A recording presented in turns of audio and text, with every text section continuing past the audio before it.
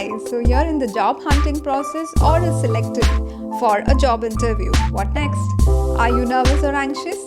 Continue watching till the end and don't forget to subscribe the channel and press the bell icon because towards the end of the video I will be sharing some insider tips on what are the factors based on which the interviewers are actually selecting the candidate. An interview is a conversation.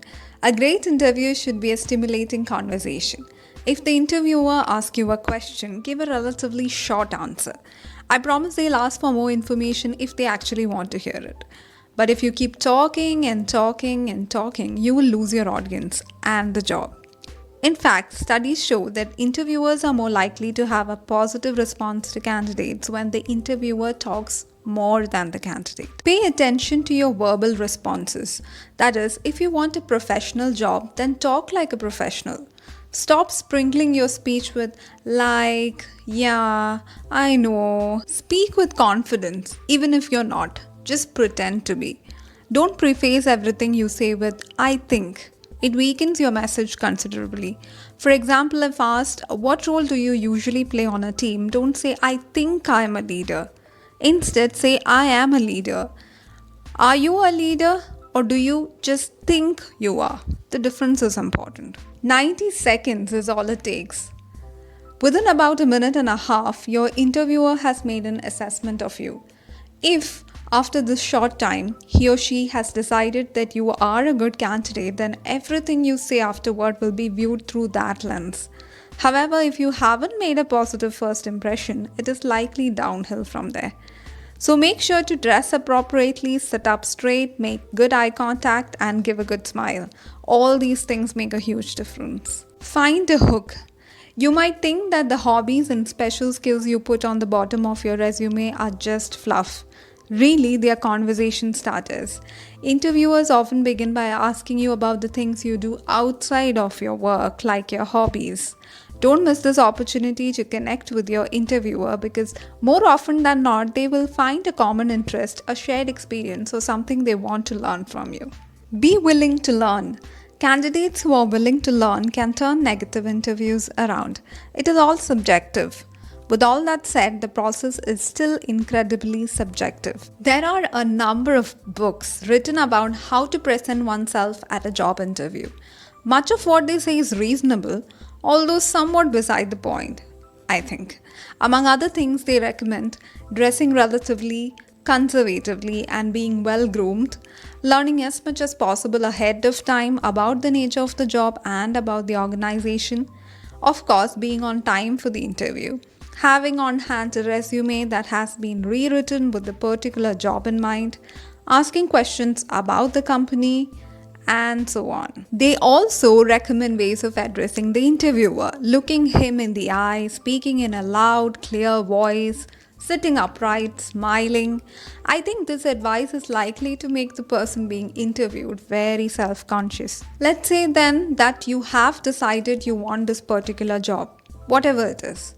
It may not be your ideal job, but given the fact that you are unemployed, or given the fact that it is a stepping stone to a better job, or given any number of other considerations, you want this job. Maybe next year you think you will be in line for a much different, much better job, but right now you want this job. Then you should present yourself as being exactly the kind of person they are looking for. Forget the person you happen to be.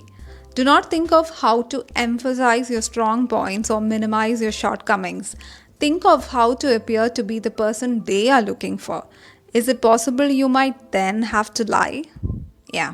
The thing is, we become the people we pretend to be. In a way, both people in a job interview, the potential employer and the potential worker, are both lying all the time or exaggerating, if thinking of yourself as a liar is too awful to contemplate. The employer exaggerates the opportunities the job represents, the perks, the wonderful people who will be your colleagues, the chance for advancement, and so on. His or her prior experience and skills, how much money he or she has made, and in general what a great guy or girl she or he is. It is important for the person being interviewed not to lie outright in an obvious way or about something that can be checked. The individual being interviewed should be concerned about conveying certain attitudes about himself or herself. Dressing, talking, and sitting properly will follow automatically. Besides the particular skills required by a particular job, there are certain qualities of mind and character that are desirable in any job applicant. This is the way you want to be or seem to be. Firstly, capable. Second, self-assured. Third, poised and in control. 4, friendly. 5, ambitious. And 6, sincere. Even if you're not, you have to pretend to be.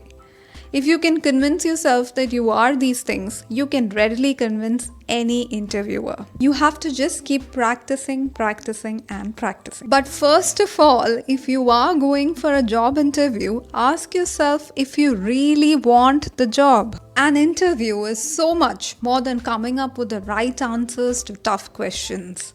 The interviewer is consciously and subconsciously assessing how you will fit into his organization.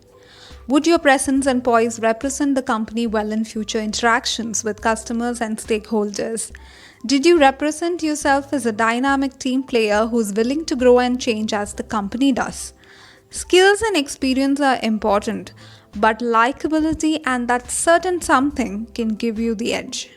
Ask good questions and try to avoid asking questions just for the sake of asking questions. Composure is especially tested when they ask you, describe one of your weaknesses, or tell us about the time when you failed at something.